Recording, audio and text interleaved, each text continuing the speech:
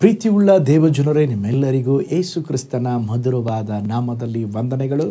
Shalom, ನಿಮಗೆ ಸಮಾಧಾನವಾಗಲಿ.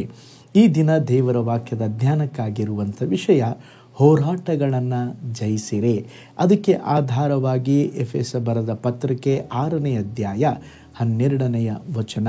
ನಾವು ಹೋರಾಡುವುದು ಮನುಷ್ಯ ಮಾತ್ರದವರ ಸಂಗಡವಲ್ಲ, ರಾಜ್ಯತ್ವಗಳ ಮೇಲೆಯೂ ಅಧಿಕಾರಿಗಳ ಮೇಲೆಯೂ ಈ ಅಂಧಕಾರದ ಲೋಕಾಧಿಪತಿಗಳ ಮೇಲೆಯೂ ಆಕಾಶ ಮಂಡಲದಲ್ಲಿರುವ ದುರಾತ್ಮಗಳ ಸೇನೆಯ ಮೇಲೆಯೂ ನಾವು ಹೋರಾಡುವವರಾಗಿದ್ದೇವೆ.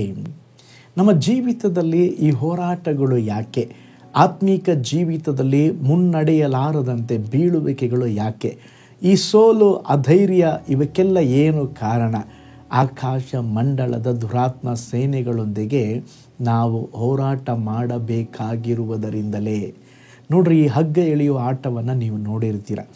ಯಾವ ಕಡೆ ಹೆಚ್ಚು ಬಲವಾಗಿ ಎಳೆಯುತ್ತಾರೋ ಆ ಕಡೆ ಅವರು ಗೆಲ್ತಾರೆ.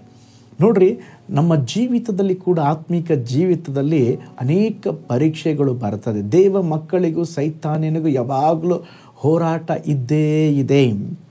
ನಿಮ್ಮ ಜೀವಿತದಲ್ಲಿ ಹೋರಾಟಗಳನ್ನು ಸಂಧಿಸುತ್ತಾ ಸಮಸ್ಯೆಗಳ ಮಧ್ಯದಲ್ಲಿ ನಡೆದು ಹೋಗುತ್ತಿರುವುದಾದರೆ ಯೆಹೋಶುವ ಪುಸ್ತಕವನ್ನು ತೆಗೆದು ಸ್ತೋತ್ರ ಪವಿತ್ರಾತ್ಮನ ಸಹಾಯದೊಂದಿಗೆ ನೀವು ಓದಿ ನೋಡ್ರೆ ಅನೇಕ ವಿಷಯಗಳನ್ನು ದೇವರು ನಿಮಗೆ ಕಣ್ಣು ತೆರೆಸಿ ಅನೇಕ ವಿಷಯಗಳಲ್ಲಿ ನಿಶ್ಚಯವಾಗಿ ಬಿಡುಗಡೆಯನ್ನು, ಜಯವನ್ನು ಕೊಡುತ್ತಾರೆ. ಇಸ್ರಾಯೇಲರ ಜೀವಿತವನ್ನು 2 ಭಾಗಗಳನ್ನಾಗಿ ವಿಭಾಗಿಸಬಹುದು. ಒಂದು ಮರುಭೂಮಿಯ ಜೀವಿತ, ಮತ್ತೊಂದು ಕಾನಾನು ಜೀವಿತ. ಈ 2 ಜೀವನದಲ್ಲಿ ಅವರಿಗೆ ಅನೇಕ ವಿಧವಾದಂಥ ಹೋರಾಟಗಳು, ಸಮಸ್ಯೆಗಳಿದ್ದವು. ಆದರೂ ಅವರು ಮುಂದುವರೆದು ನಡೆಯುತ್ತಲೇ ಇದ್ದರು. ಅಂತ್ಯದಲ್ಲಿ ಕಾನಾನನ್ನು ಸೇರಿದರು. ಪರದೇಶಿಗಳಾಗಿ, ಅಲೆಮಾರಿಗಳಾಗಿ ಜೀವಿಸಿದ ಜೀವಿತಕ್ಕೆ ಒಂದು ಅಂತ್ಯ ಉಂಟಾಯಿತು. ಯಾವುದೇ ಒಂದು ಉದ್ಯೋಗವನ್ನು ಮಾಡದೆ ಮನ್ನವನ್ನು ಉಂಡು ಬಂಡೆಯಿಂದ ಹರಿದು ಬಂದ ನೀರನ್ನು ಕುಡಿದು ಬಾಳಿದವರಿಗೆ ಅದರ ನಂತರ ಅವರಿಗೆ ಹೋರಾಟದ ಜೀವನ ಆರಂಭವಾಯಿತು. ಯೆಹೋಶುವನ ಪುಸ್ತಕದಲ್ಲಿ ನೀವು 3 ಸ್ಥಿತಿಗಳನ್ನು ಕಾಣಬಹುದು.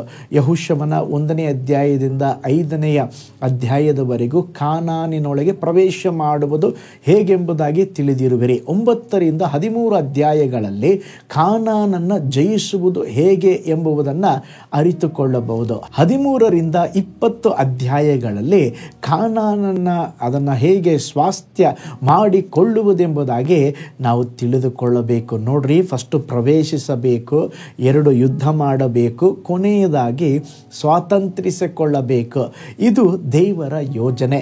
ಕ್ರೈಸ್ತ ಜೀವಿತದಲ್ಲಿ ಸಹ ಯೇಸು ಕ್ರಿಸ್ತನು ನಮಗಾಗಿ ಇಟ್ಟಿರುವ ಆಶೀರ್ವಾದಗಳು, ಸ್ವಂತ ಮಾಡಿಕೊಳ್ಳಬಹುದಾದಂಥ ಕಾರ್ಯಗಳು, ಪರಮ ಕಾನಾನೆಂಬಂಥ ಪರಲೋಕ ರಾಜ್ಯ, ಇವೆಲ್ಲವನ್ನ ಸ್ವತಂತ್ರಿಸಿಕೊಳ್ಳುವುದು ಹೇಗೆ ಅದನ್ನು ನಾವು ತಿಳಿದುಕೊಳ್ಳಬೇಕು. ಕಾನಾನಿನಲ್ಲಿದ್ದ 7 ಜನಾಂಗಗಳು ಇಸ್ರಾಯೇಲರಿಗೆ ವಿರುದ್ಧವಾಗಿ ಯುದ್ಧ ಮಾಡಿದಂತೆ ಆಕಾಶ ಮಂಡಲದಲ್ಲಿರುವ ಅಶುದ್ಧಾತ್ಮನ ಸೈನ್ಯಗಳು, ದೊರೆತನಗಳು, ಅಧಿಕಾರಿಗಳು ನಮ್ಮೊಂದಿಗೆ ಯುದ್ಧ ಮಾಡುತ್ತವೆ. ಆದರೂ ನಾವು ಕಾನಾನನ್ನು ಸ್ವಾಸ್ಥ್ಯ ಮಾಡಿಕೊಳ್ಳಲು ಕರೆಯಲ್ಪಟ್ಟಿದ್ದೇವೆ ಎಂಬುದನ್ನು ಮರೆಯಬಾರದು. ಅಂದು ಇಸ್ರಾಯೇಲರನ್ನು ಯೆಹೋಶುವನು ಮಾರ್ಗ ನಡೆಸಿದನು. ಇಂದು ನಮ್ಮನ್ನು ನಡೆಸಲು ನಾನೇ ಮಾರ್ಗ ಎಂದು ಹೇಳಿದ ಯೇಸು ಸ್ವಾಮಿ ನಮ್ಮ ಜೊತೆಯಲ್ಲಿದ್ದಾರೆ. ಸತ್ಯ ವೇದ ವಾಕ್ಯಗಳು, ಪವಿತ್ರಾತ್ಮನು ನಮ್ಮೊಂದಿಗಿದ್ದಾರೆ. ಅಂದು ಇಸ್ರಾಯೇಲರಿಗೆ ಕಾನಾನಿನ ಹೋರಾಟಗಳು ಇದ್ದವು. ಇಂದು ಪ್ರಪಂಚದಲ್ಲಿ ನಮಗೂ ಸಹ ಹೋರಾಟಗಳು, ಉಪದ್ರವಗಳು ಉಂಟು. ನಾವು ಶತ್ರುವನ್ನು ನೋಡಿ ಭಯಪಡುವುದಕ್ಕೆ ಕರೆಯಲ್ಪಟ್ಟಿಲ್ಲ, ಶತ್ರುವನ್ನು ಜಯಿಸಲು ಕರೆಯಲ್ಪಟ್ಟಿದ್ದೇವೆ. ಕ್ರೈಸ್ತ ಜೀವನವೇ ಒಂದು ಹೋರಾಟದ ಜೀವನ. ಆ ಹೋರಾಟದ ಜೀವಿತದಲ್ಲಿ ದೇವರು ನಮಗೆ ಜಯವನ್ನು ಕೊಡುವರು. ಕಣ್ಗಳನ್ನು ಮುಚ್ಚೋಣ, ಪ್ರಾರ್ಥಿಸೋಣ. ಪರಲೋಕದಲ್ಲಿ ವಾಸ ಮಾಡುವ ನಮ್ಮ ತಂದೆಯಾದ ದೇವರೇ, ಅಪ್ಪ, ನಾವು ಮನುಷ್ಯ ಮಾತ್ರದವರ ಸಂಗಡ ಹೋರಾಡುವವರಲ್ಲ, ಅಂಧಕಾರದ ಅಧಿಪತಿಗಳ ಜೊತೆ, ಕತ್ತಲೆಯ ಶಕ್ತಿಗಳ ಜೊತೆ.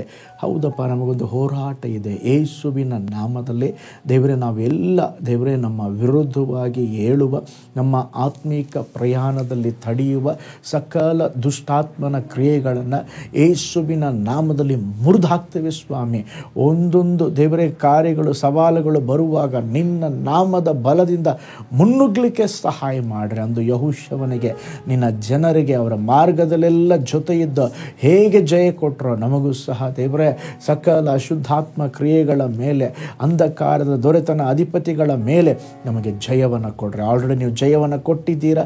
ಆ ಜಯವನ್ನು ಯೇಸುವಿನ ನಾಮದಲ್ಲಿ ದೇವರೇ ನಾವು ನಂಬಿಕೆಯಿಂದ ಹೊಂದಿಕೊಂಡು ನಿಮಗಾಗಿ ಜೀವಿಸಲಿಕ್ಕೆ ಸಹಾಯ ಮಾಡಿರಿ. ಈ ವಿಡಿಯೋ ವಾಚ್ ಮಾಡಿದ ಪ್ರತಿಯೊಬ್ಬರನ್ನ ಬ್ಲೆಸ್ ಮಾಡಿರಿ ಯೇಸುವಿನ ಹೆಸರಿನಲ್ಲಿ ತಂದೆಯೇ, ಆಮೇನ್. Price the lord. ಹಾಗಾದರೆ ನಮಗೊಂದು ಹೋರಾಟವಿದೆ, ಭಯಪಡಬೇಡ್ರಿ. ಹೋರಾಟದಲ್ಲಿ ಮುನ್ನುಗ್ಗ್ರಿ. ದೇವರು ತಾನೇ ತನ್ನ ಆತ್ಮನ ಬಲದಿಂದ ನಮಗೆ ಜಯವನ್ನು, ಬಿಡುಗಡೆಯನ್ನು ಕೊಡಲಿ. ನಾಳೆ ಮತ್ತೊಂದು ದೈನಂದಿನ ಜ್ಞಾನದಲ್ಲಿ ನಾನು ನಿಮ್ಮನ್ನು ಸಂಧಿಸ್ತೇನೆ. ನಾನು ನಿಮ್ಮ ಪ್ರೀತಿಯ ಸೇವಕ pastor Paul Joy. God bless you. ಕರ್ತನಲ್ಲಿ ಪ್ರಿಯರೇ, ಈ ಸಂದೇಶ ಮತ್ತು ಪ್ರಾರ್ಥನೆ ನಿಮಗೆ ಆಶೀರ್ವಾದಕರವಾಗಿದ್ದರೆ, ದೇವರು ನಿಮ್ಮನ್ನು ಪ್ರೇರೇಪಿಸಿದರೆ, ನಂಬಿಕೆಯಿಂದ ಸಾಗುವ ಈ ಸೇವೆಗೆ ನಿಮ್ಮ ಅಮೂಲ್ಯವಾದ ಕಾಣಿಕೆಯನ್ನು ಬಿತ್ತಿರಿ. ಪ್ರೀತಿಯ ದೇವಜನರೇ, ವಾಯ್ಸ್ ಆಫ್ ಹೋಪ್ ಮಿನಿಸ್ಟ್ರಿಯ ವತಿಯಿಂದ ಕೋರಮಂಗಲದಲ್ಲಿ ಪ್ರತಿ ಭಾನುವಾರ ಬೆಳಿಗ್ಗೆ 9:30ಕ್ಕೆ ಕನ್ನಡ ಆರಾಧನೆ ನಡೆಯುತ್ತಿದೆ. ಆತ್ಮಭರಿತವಾದ ಆರಾಧನೆ, ಮನಮುಟ್ಟುವ ಸಾಕ್ಷಿ, ಬಲಪಡಿಸುವ ದೇವ ಸಂದೇಶ. ಬನ್ನಿ, ನಮ್ಮೊಂದಿಗೆ ಭಾಗಿಯಾಗಿ ಕರ್ತನನ್ನು ಆರಾಧಿಸಿರಿ. ನೂತನ ತಿಂಗಳ ಆಶೀರ್ವಾದ ಕೂಟ ಪ್ರತಿ ತಿಂಗಳು ಮೊದಲ ದಿನ ಸಂಜೆ 7 ಗಂಟೆಗೆ. ಪ್ರತಿ ತಿಂಗಳು 2ನೇ ಶನಿವಾರ ಬಿಡುಗಡೆ ಉಪವಾಸ ಪ್ರಾರ್ಥನೆ ಕೂಟ ಬೆಳಿಗ್ಗೆ 10:30ಕ್ಕೆ. ನಿಮಗಾಗಿ ಪ್ರಾರ್ಥಿಸಬೇಕೆ? ನಿಮಗೆ ಯಾವುದಾದರೂ ಪ್ರಾರ್ಥನೆ ಮನವಿಗಳು ಇರುವುದಾದರೆ ಕೆಳಗಿನ ನಂಬರಿಗೆ ಕರೆ ಮಾಡಿ ಅಥವಾ ವಾಟ್ಸಪ್ ಮಾಡಿ. ಈ ಆತ್ಮಿಕ ಸಂದೇಶಗಳು ನಿಮಗೆ ಆಶೀರ್ವಾದಕರವಾಗಿದ್ದರೆ ಲೈಕ್ ಮಾಡಿರಿ. ಇಂಥ ಅದ್ಭುತ ಸಂದೇಶ ಪ್ರತಿದಿನ ನೋಡಲು ಬಯಸುವುದಾದರೆ ಸಬ್ಸ್ಕ್ರೈಬ್ ಮಾಡಿ ಹಾಗೂ ಇತರರೊಂದಿಗೆ ಶೇರ್ ಮಾಡಿರಿ. ಕರ್ತನು ನಿಮ್ಮನ್ನು, ನಿಮ್ಮ ಕುಟುಂಬವನ್ನು ಆಶೀರ್ವದಿಸಲಿ.